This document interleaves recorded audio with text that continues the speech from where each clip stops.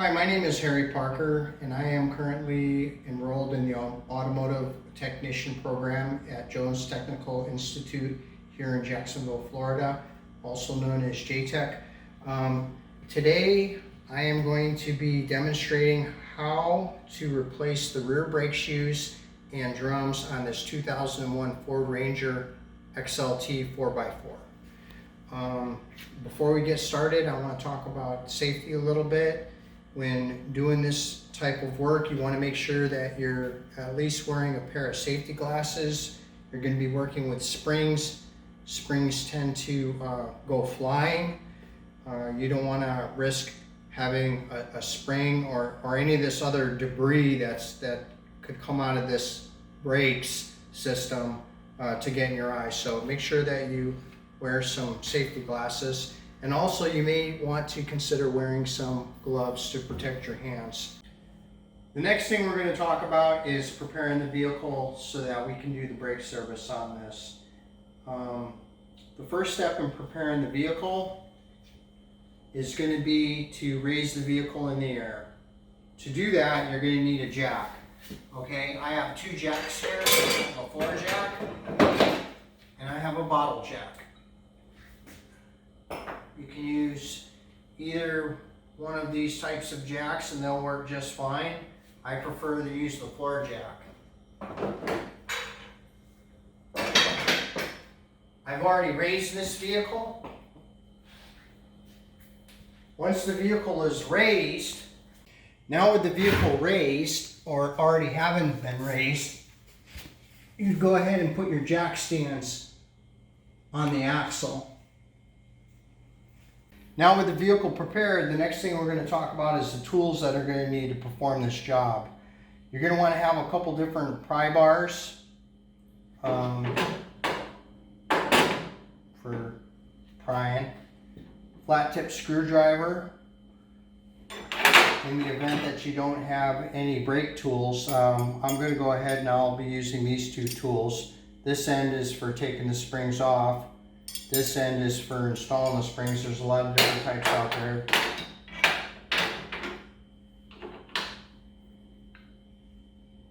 Here's two more tools that are used for installing and removing springs. And then also I like to have a set of vice grip channel locks, long nose, to aid with removing the springs. You'll also need a breaker bar, an extension, and a 13/16 socket to remove the lug nuts. I'll actually be using an impact gun.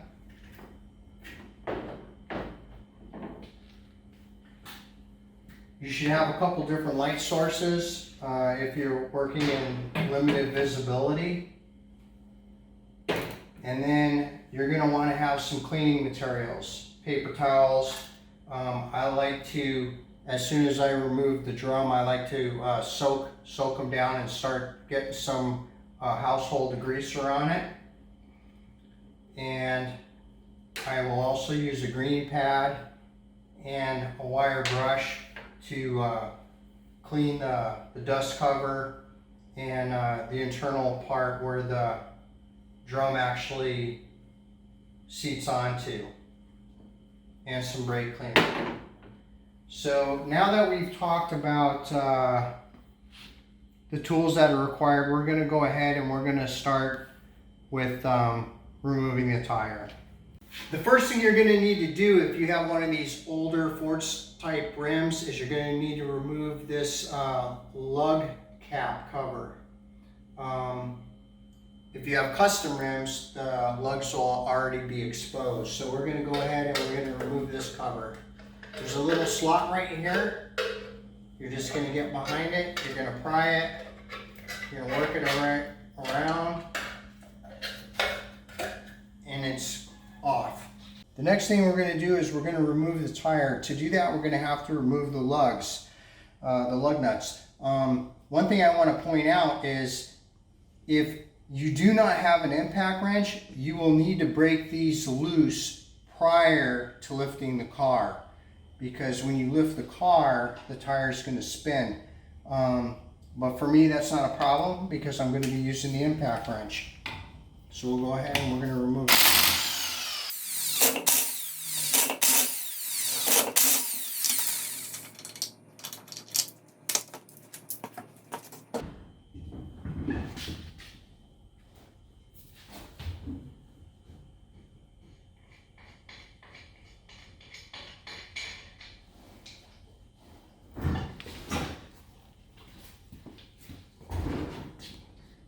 The next thing I'm going to do is I'm going to place a catch pan underneath the drum so that I can minimize on some of the mess. When I pull this off, some dust is going to fall. Not too bad, but you can see the dust in there. And then also, what I'm going to do is I'm going to soak this down with some degreaser right away. One thing I want to point out is normally this would be a good time to take a picture so that you have a reference to go back to so that you can see where all the different springs go. On this particular case, the emergency brake tensioner spring and cable snapped, so that's going to have to be replaced. The next thing I'm going to do is I'm going to soak this down a little bit, and the reason why I'm going to do that is I want to minimize the amount of dust. One thing you don't want to do is blow your brakes out. You don't want to blow your brakes out because you don't want to get all of that nasty stuff airborne and breathe it into your lungs. So we'll go ahead and we'll soak her down. And it's already starting to pre-clean.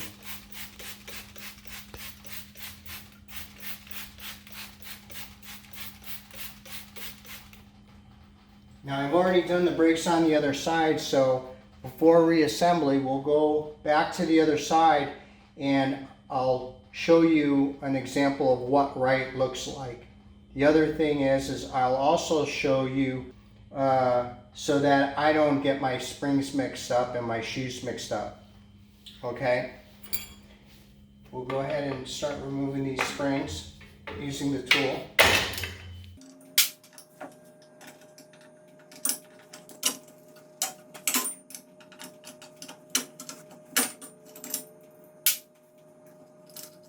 The other part of the broken cable.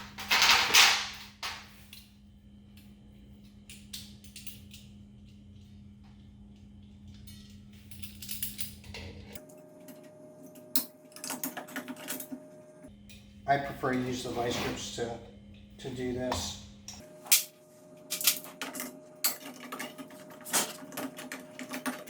You have to rotate it because it has a slot. Once you line that slot up, it'll come right off, just like that.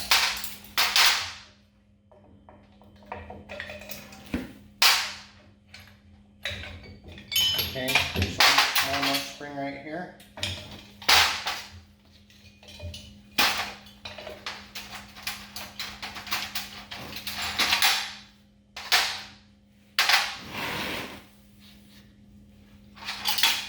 And the next thing that we're going to have to remove is this little clip that goes to the emergency brake tensioner. Once we get that off, we can go ahead and start cleaning and start prepping our new parts and this workspace right here. Make sure everything's nice and clean. Looking at any parts that we're going to reuse. I tried prying it off with a crowbar, and it wouldn't come off, so I'm going to go ahead and I'm going to use these handle locks to get that little clip off.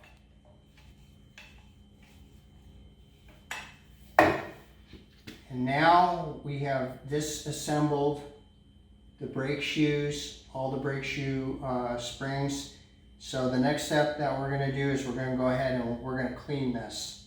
So we'll come back once this is all cleaned and prepped, and then we're going to get into reassembly. Now that I've cleaned this area right in here with some degreaser and a green pad and a soft brush and got it cleaned up kind of the way I want it, I'm going to go ahead and I'm going to use some brake cleaner and I'm going to go back over it. I'm going to clean with the brake cleaner.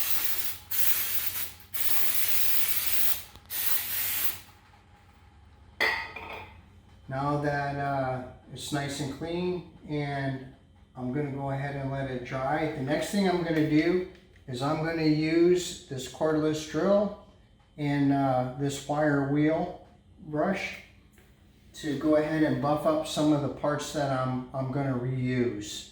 So I'll buff that. The emergency brake adjuster, the brake cylinder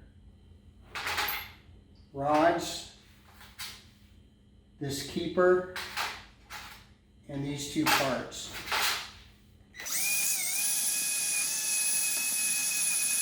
Now that I got all my parts buffed and cleaned the way that I want them, I'm going to go ahead and I'm going to grease what parts need to be greased. The first thing that I want to grease is going to be the emergency brake adjuster.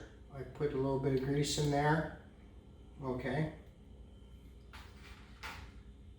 And the next thing that we're going to grease is there's 6 contact points on this dust cover. And the brake shoe is going to ride on these. So one of the things that we want to do is we want to get some brake grease, and we just want to apply it on these contact points.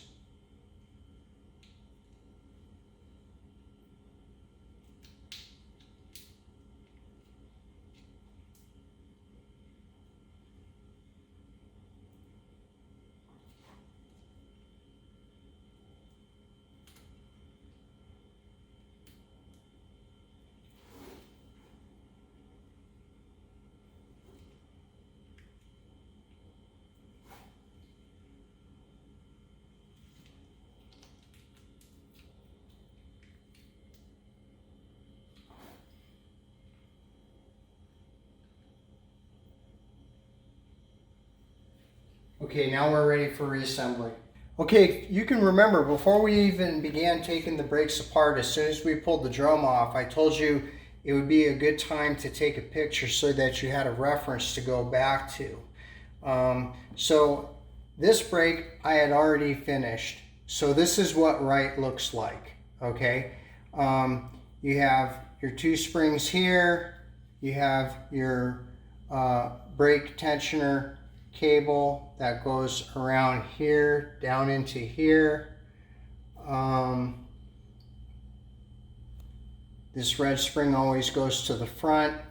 One thing I want to point out is brakes can get kind of confusing for some people, but one of the things that kind of helps me out is you're going to have one shoe in a pair that is longer than the other, okay?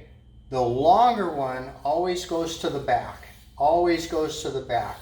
With that being said, the long spring always goes to the back or the rear of the vehicle.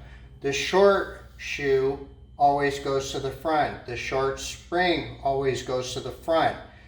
This tensioner spring right here always goes to the front. And then of course you have these two.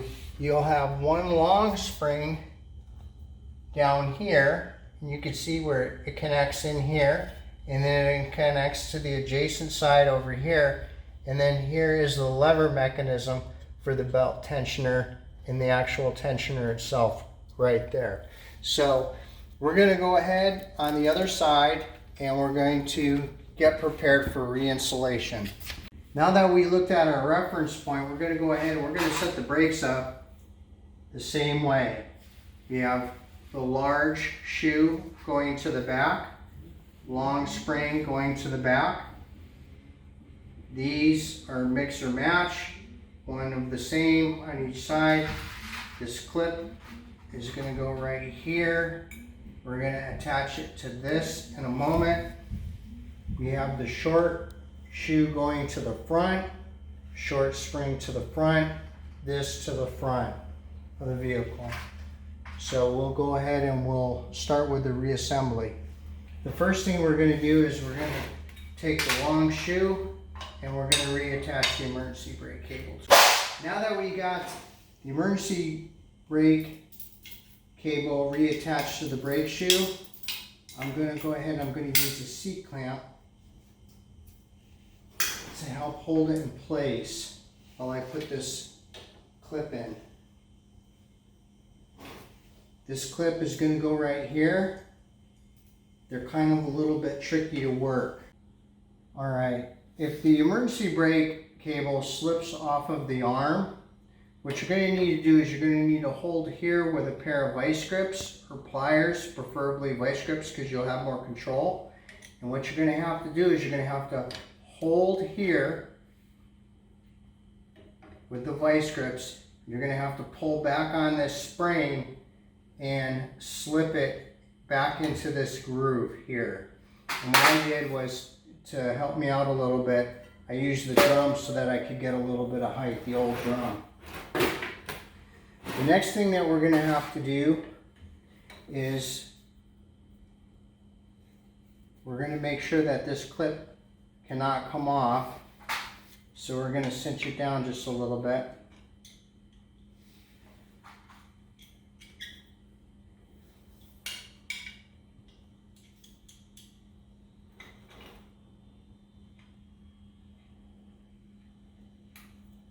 You get the little clip here crimped down. You're going to reinstall this spring. This right here is going to be angled down.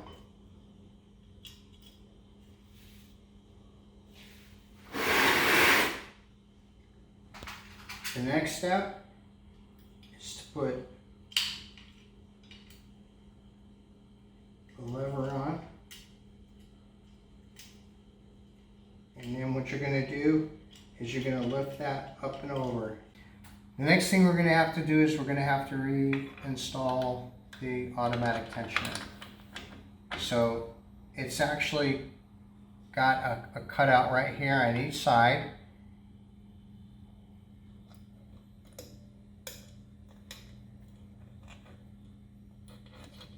And that's where it's going to seat. Okay, and to aid in the process, we're going to go ahead and we're going to reinstall this spring. And to do that,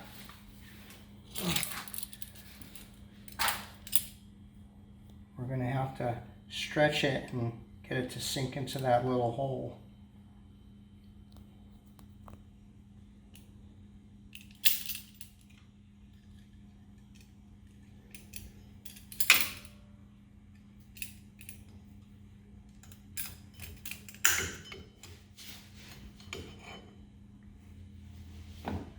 The automatic tensioner back in place. We're just going to go ahead and reattach this spring.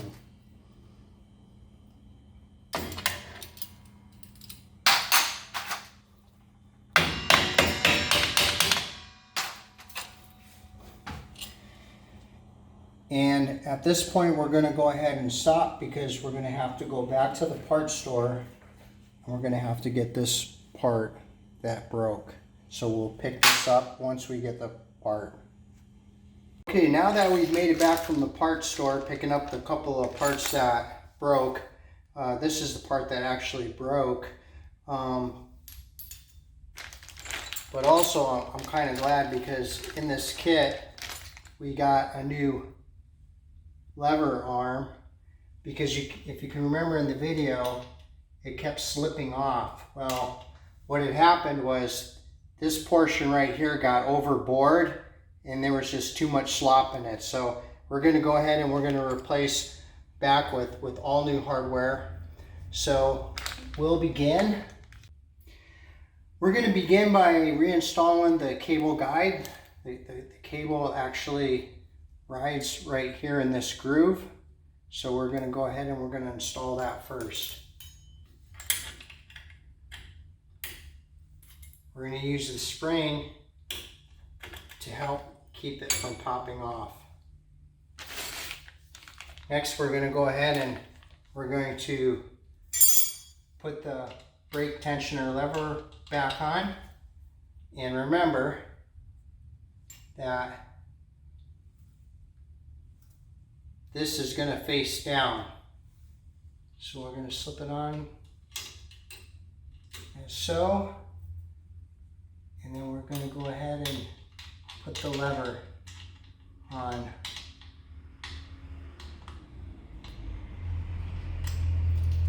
And then this, you pull it forward and slip it over the top. And that's a much tighter, much better fit. And you can see right here, you know you're right, because the lever is actually hitting the gear on the tensioner. The next thing we're going to do is we're going to put on the tensioner cable with spring.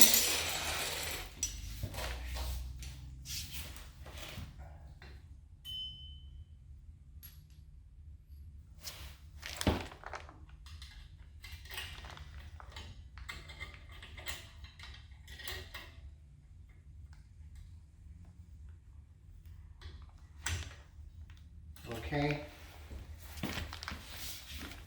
It has a small hook right here, and you want the purple part of the spring to also go through that hook part. You're going to slip it into the guide.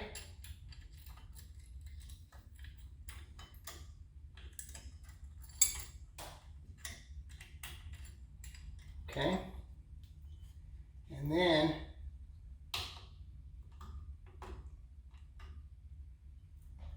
we're going to push up on the lever so that we can get some slack.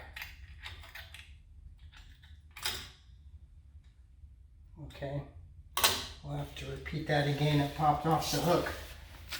Working with these brakes, sometimes it's very easy. Sometimes it requires a little bit more finesse. So you just got to stay at it as long as it takes.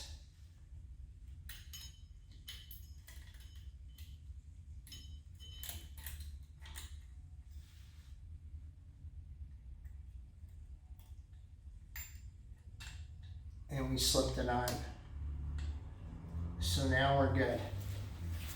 So the next thing we're going to do is we're going to attach these springs. All right, and we're going to use our special tool. Now that we're working with some high tension springs, we're putting safety glasses back on. And what you're going to do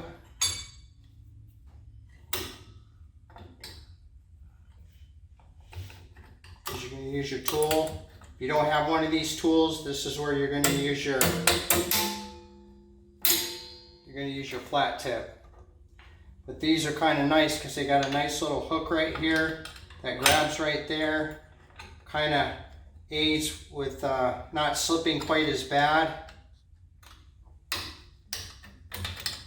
This one's going to require a little bit more effort. It's a fatter spring. And you're reassembled. The next step in the process actually is going to be to start setting the preload on the tensioner so that our parking or emergency brake is set to where once we put the drum on, we're able to spin it with just a little bit of resistance. So we're going to go ahead and we're going to go get our drum and we're going to start setting the preload. Okay, we have our brake drum. We're going to just put it on and then we're going to spin it.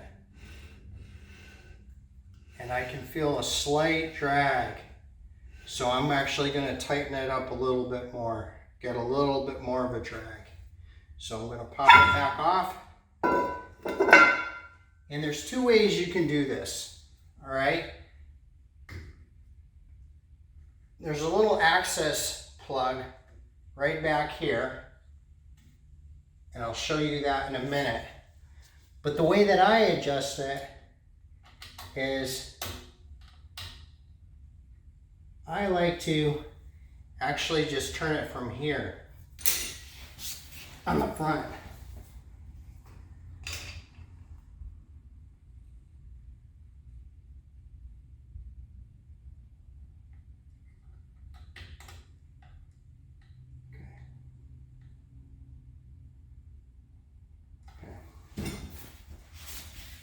And check it again.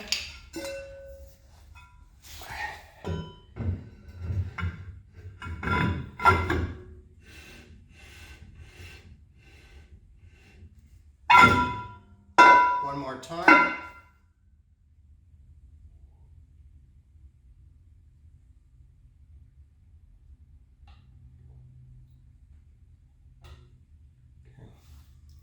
Check it.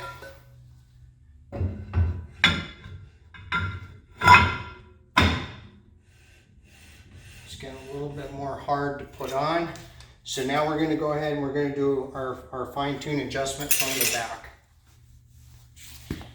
Okay, as you can see right here, this is the little rubber cap, little dust cap that I was talking about that covers up the access entry so that you can go ahead and you can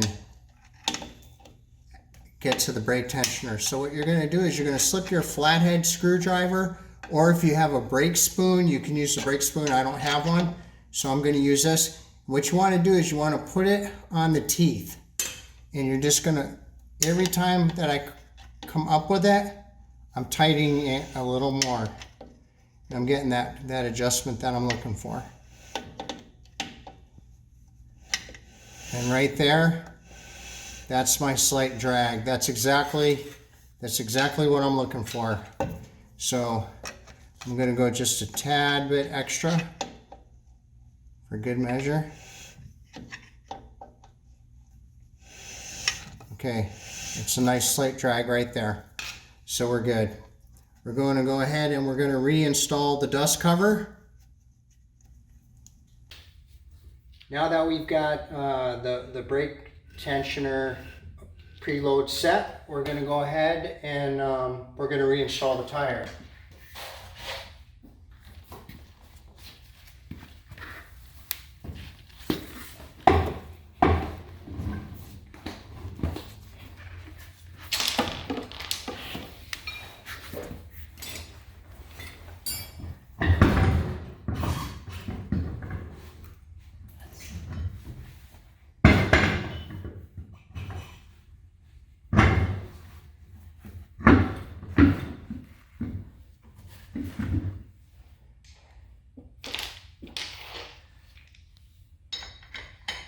And put the lugs on hand tight. I will not use an impact wrench or gun of any kind. Power tools should not be used for reassembly. We're going to hand torque these bolts or these lug nuts.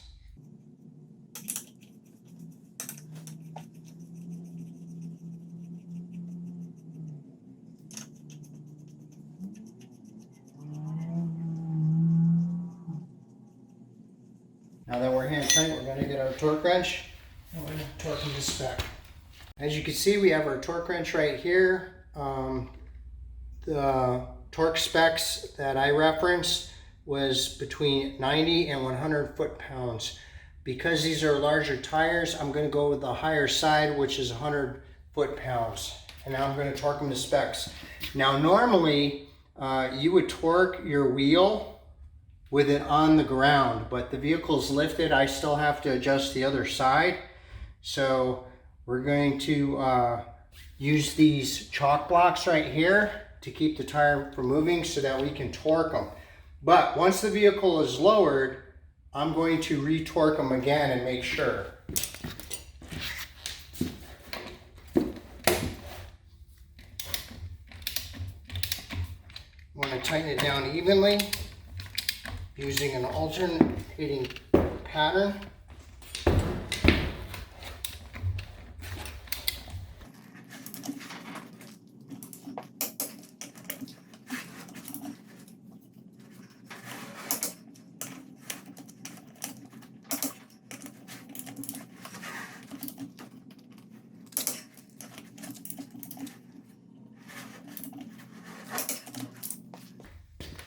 Once the vehicle is lowered, you can go ahead and re-torque them one more time, check them, and then replace your hubcap cover or your lug cover.